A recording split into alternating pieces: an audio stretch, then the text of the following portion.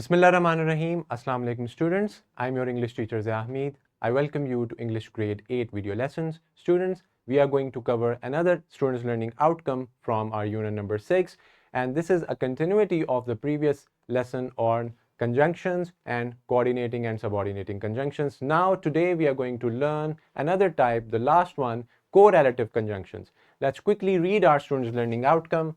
It says recognize and use correlative conjunctions including pairs. Because the correlative conjunctions are in pairs, they are both, and, either, or, neither, nor, not, but, and, not only, but also. So that's why they are called correlative conjunctions, because they are related, they work together, and that's how you use them in your speech and in your writing. So let's learn about correlative conjunctions. Here is your vertical linkage that links this SLO with the previous grade. And for the brainstorming, what do you think about the word correlative? Yes, they are relative together because they are in pairs. They always work like that. Now let's begin our main lesson quickly. Here you can see the correlative conjunctions: both, and, or, either, or, not, but, rather than. So you can see that there are so many different correlative conjunctions. They work like that. They work in pairs, and this image shows that how they are related and how they are going to work. Now, why do we use correlative conjunctions? We use correlative conjunctions to connect words, phrases, or clauses that are similar or equal in structure. Yes, not only we connect them, we also have to see whether they are equal in their structure. They help create balance and clarity in sentences by linking parts of a sentence in a way that shows their relationship and their relation and how they are related with one another. So that's why we use correlative conjunctions. Again, this is all about showing clarity and precision in our speech and writing. Now, let's talk about correlative conjunctions. They work in pairs to join phrases or words that carry equal importance within a sentence. Yes, equal importance. So they have equal importance within a sentence. They are both, and. It means they will work together. Either, or, they will work in the same sentence. Neither, nor, they will also work in the same sentence.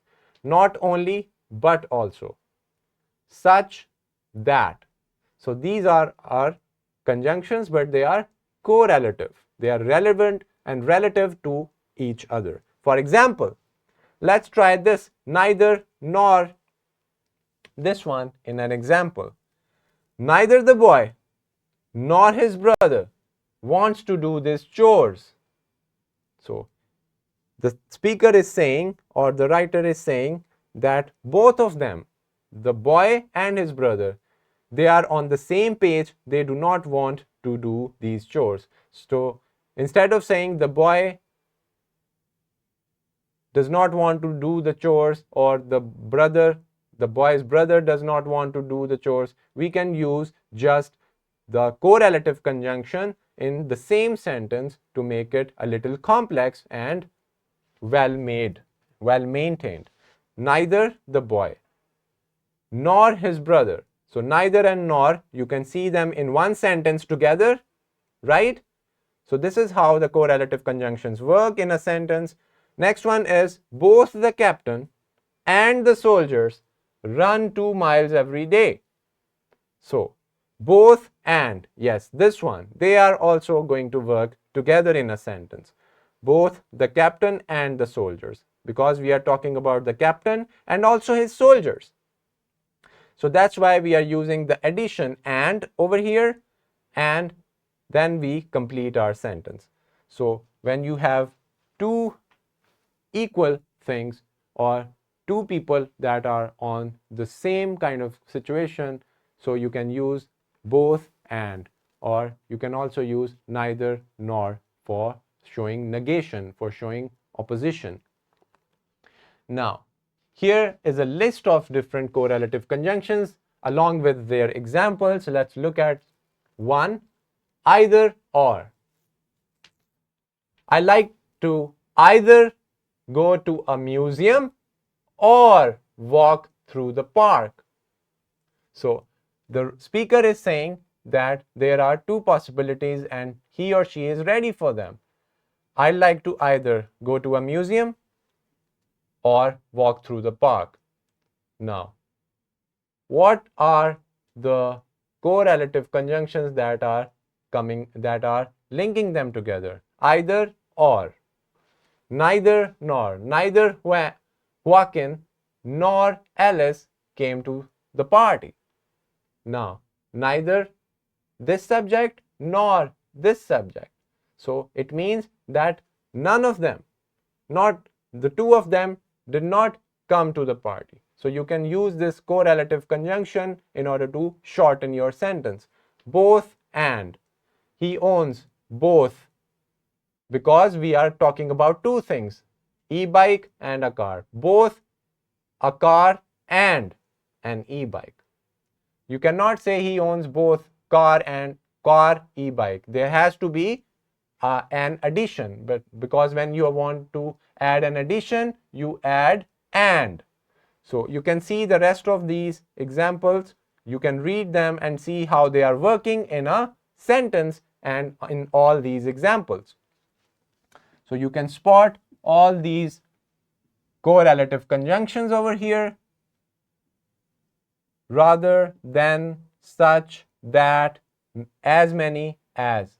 So there are a lot of different correlative conjunctions. Try to find them about them and see them in different examples, see how they work, and try to come up with your own sentences, with complex sentences, to use your correlative conjunctions.